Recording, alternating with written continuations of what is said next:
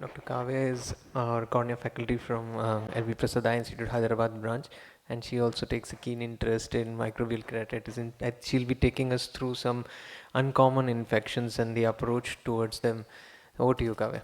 Yeah. Thank you, Vineet and Dr. Prabhakar, for the introduction, and would like to thank Dr. Somshila and AIOC again for this opportunity.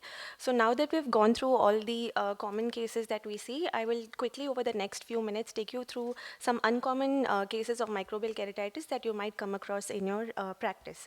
So like Dr. Nikhil very beautifully described to us about how we approach cases of typical fungal bacterial keratitis, and Dr. Bhupesh took us through HSV keratitis, but there are certain situations where you face some uncommon organisms with atypical clinical presentations.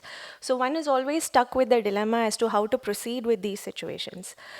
In a recent publication in the Ocular Surface Journal by Jodhbir Mehta's group, it was noted that only 1 in around 20 cases are unusual pathogens, and these are invariably associated with worse visual prognosis and ocular morbidity.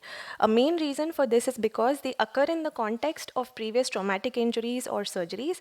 They have a higher risk of misdiagnosis and delay in initiating the treatment, the presence of the organisms that are insensitive to the current ongoing therapy, a possibility of mixed infections, and inadequate or poor compliance to treatment. So when do you need to have a high index of suspicion? When a patient presents to you with a history of travel to countries with known higher prevalence of certain unusual infections, when the trauma is from either soil or vegetative matter, patients who have had recent corneal surgeries including laser refractive surgery, and if any history of local or systemic immune defenses are compromised. So I'll take you through a couple of cases to help us understand this better. This was a 26-year-old armed force personnel who came to us from West Bengal with a diminution of vision in the left eye since 8 months. He presented with a very vague history of on and off episodes of pain and redness in the left eye, and had one contributing factor of a fall of insect prior to the onset of his symptoms. He kept consulting locally throughout the period where he was prescribed medications of which the details were not available. When he came to us, he was on topical steroids, cycloplegics, and topical antivirals. This was his clinical picture. As we can see here, there is a large crescentic area of anterior to mid-stromal infiltration with a leash of superficial vessels extending from one end of the limbus to the central cornea. We can also see some area of lipid keratopathy over here. So when he came to us with this picture, we also on careful examination noted that some amount of stromal edema was present both inferiorly as well as superiorly. So with this diagnosis, we again continued the patient. There was no scrapable lesion, so we continued the patient on the ongoing therapy of topical steroids and antivirals. He came back to us 1 month later with significant worsening. We can see there's a definite increase in the intensity of the infiltration, and there was the appearance of some pigmented keratic precipitates inferiorly. We rechecked his compliance to medications, and we noted that there was a definite worsening on topical steroids. So now you have to consider the differential diagnosis. So when you have a long-standing microbial keratitis, it could either be a nocardia keratitis, fungal keratitis, or acanthamoeba keratitis with such atypical presentation. But either of these are unlikely to have such an indolent course while the patient is on topical steroids. The next consideration is atypical mycobacterial keratitis or microsporidia keratitis. But however, both of these have either a waxing and waning course, and this intense vascularization, as was seen in this patient, is not typical.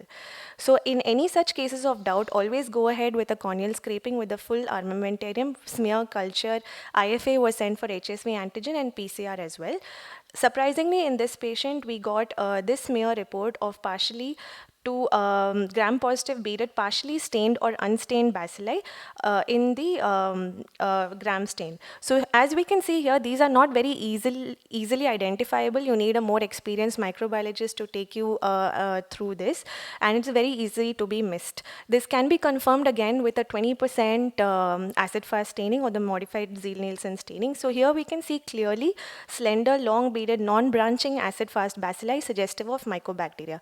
It's important here to note the percentage. A 20% H2SO4 stain is needed for AFP. So with this diagnosis, now the patient was started on fortified amikacin drops and was called after 2 days to confirm the IFA PCR reports as well. This is the culture. It is very remarkable to note that they have characteristic confluent white raised colonies, and the culture smear done also confirmed mycobacteria. His IFA and PCR was negative for HSV. The susceptibility is very limited. They are sensitive to drugs like amikacin and moxifloxacin. So a quick review of atypical mycobacteria. The typical clinical features are they have a typical waxing and waning course of the disease, usually a central white stromal infiltrate, and what is described as a cracked windshield appearance. This may be not easily picked up in all cases, and significantly worsening on topical steroids is a characteristic history. The diagnosis is usually confirmed with Gram stain and Ziel-Nielsen stain 20%, and culture on LJ medium, Middlebrook medium, and MGIT. Newer diagnostic methods are also available like PCR analysis, gene sequencing, nuclear acid probes, and MALDI-TOF. For our patient, we went ahead and did the MALDI-TOF as well, and the species was identified as Mycobacterium abscessus. Over a period of the next 2 months, he gradually improved on amikacin, and on his last follow-up, we saw a completely scarred and vascularized cornea. So Mycobacterium abscessus, a quick note about it, it is generally a multi-drug resistant organism, but luckily it is susceptible to amikacin in our patient, and a couple of cases that we have seen over the last few years. This is another case of atypical mycobacteria. This patient presented to us with vague history of congestion over a pre-existing scar. As we can see over here, there is an anterior stromal infiltrate with some DM folds around it, which could be mistaken for a cracked windshield appearance. So here the scraping again showed us unstained thin long bacilli, and acid-fast bacilli was seen on 20% AFP stain. He was started on fortified amikacin and atropine eye drops, and over the period of 4 months, he completely resolved infection. So again, to stress some take-home points, these are generally fastidious organisms, difficult to treat. Antibiotic resistance in species like Mycobacterium abscessus can pose significant challenges in management, and in difficult cases, newer diagnostic methods like MALDI-TOF can prove useful adjuncts. So we'll move on to the next organism. With this case, this is a 17-year-old male who came to us with blurring of vision in his left eye since 2 months following a history of trauma. And he had consulted elsewhere and was on treatment with topical antivirals, but due to no response, he had stopped all medications. The scraping was done, which showed thin beaded gram-positive branching filaments suggestive of actinomycetes. So here I'll take you through again some characteristic clinical features of these. The acid-fast staining was done, which was 1%, where we saw acid-fast filaments suggestive of nocardia. And here fortified amikacin was again started. So this is the image of the gram-positive beaded bacilli, which is very different from what we saw earlier in the atypical mycobacteria. So this patient was continued on amikacin, and over a period of 25 days, anterior stromal scarring was noted and amikacin was stopped. Nocardia are gram-positive non-motile branching filamentous bacteria. Several species are of human clinical significance, and the most common are the Nova complex abscessus and some difficult to treat species like Brasiliensis. The predisposing factors for infection are trauma, contact lens wear, previous surgeries, use of corticosteroids. This is the clinical features mainly are white patchy infiltrates, which are predominantly anterior stromal.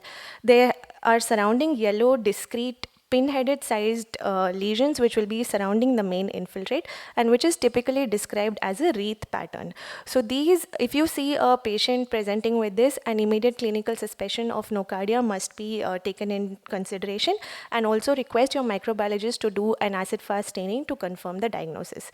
Some atypical signs that may not be associated are pseudodendritic lesions, presence of a PED, subepithelial involvement, a white stromal opacity, either a full thickness or a deep stromal infiltrate, or an endothelial plaque. Usually, the culture grows on both blood and chocolate agar, and on prolonged incubation, the colonies appear waxy and hard with a velvety surface. PCR can also be used for diagnosis. Nocardia can also commonly present as scleritis, especially in patients who have undergone previous surgery. This was a 64-year-old male who had come with combined cataract and trab surgery. And as you can see here, he developed a yellowish scleral nodule adjacent to the site of the previous filtering surgery. He had consulted elsewhere where he was on treatment treatment with antivirals, but he had again stopped medications. A scleral deroofing is mandatory in these patients to ascertain a microbiological cause. And post the deroofing, we again saw thin branched filaments suggestive of actinomycetes, which was confirmed on acid-fast staining as well. The patient was started on amikacin and oral ciprofloxacin, and over a period of 3 weeks, he improved with conjunctivalization.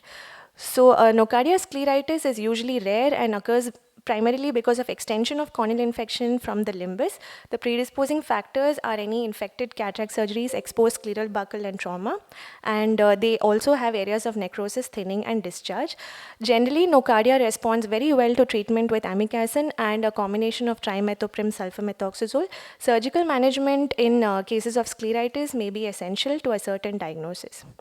We'll quickly move on to acanthamoeba keratitis. This was a patient who presented to us. She was a contact lens wearer and presented to us with a 1-week history of pain and redness. Here we can see a very characteristic ring-shaped infiltrate involving the anterior to mid stroma.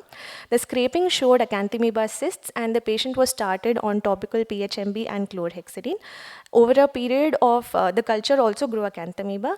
Over a period of the next few weeks, we also started her on topical steroids after two weeks of initiation of anti-acanthamoeba therapy. And finally, she responded well, and this was the final picture at 7 months. So this patient shows that how a good response and good clinical diagnosis can help you cure acanthamoeba over a longer period. So some of the classical features of acanthamoeba keratitis is the characteristic ring infiltrate and also radial keratoneuritis. Acanthamoeba is notorious in that it is a great mimicker and it is easy to misdiagnose, especially with cases of HSV necrotizing stromal keratitis and even in some cases of fungal keratitis.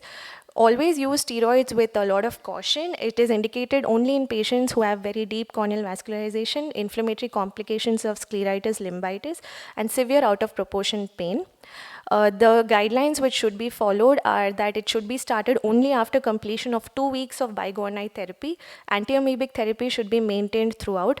Watch carefully for any signs of recurrences. Steroids can be continued in a low dose until the inflammation is controlled, but the biguanides should be continued for at least 4 weeks after discontinuation of steroid therapy. So I'll just skip this case and go to the last one. So a quick note on pythium keratitis. We know that pythium keratitis is a newly emerging, very common infection, and it is easy to be misdiagnosed with fungal keratitis. So few points that should be kept in mind in your clinic is some characteristic features like the anterior stromal and epithelial involvement with radial, tentacular extensions in the periphery. The smear characteristically shows ribbon-like folds of sparsely septate or aseptate filaments, and the culture shows flat, featureless, partially submerged colonies. The histopathology can also help in identifying between pythium and fungus. It is especially easy to be confused with fungal keratitis, suspected when a patient is not improving with antifungals. KOH stain helps in diagnosis, especially with calcofluor white. It also can be diagnosed with GMS and culture, and antipythium medical management includes linezolid and azithromycin. So to conclude, the take-home message is these atypical organisms can have variable clinical presentation. Some have unique features, but most of them do help resemble bacterial or fungal keratitis, which can confuse you in a busy clinic. They do have a variable response to our routine treatment strategies, which should raise a red flag.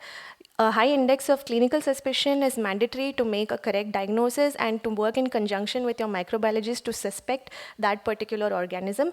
And early and prompt diagnosis improves outcomes drastically. Thank you very much for your patient listening.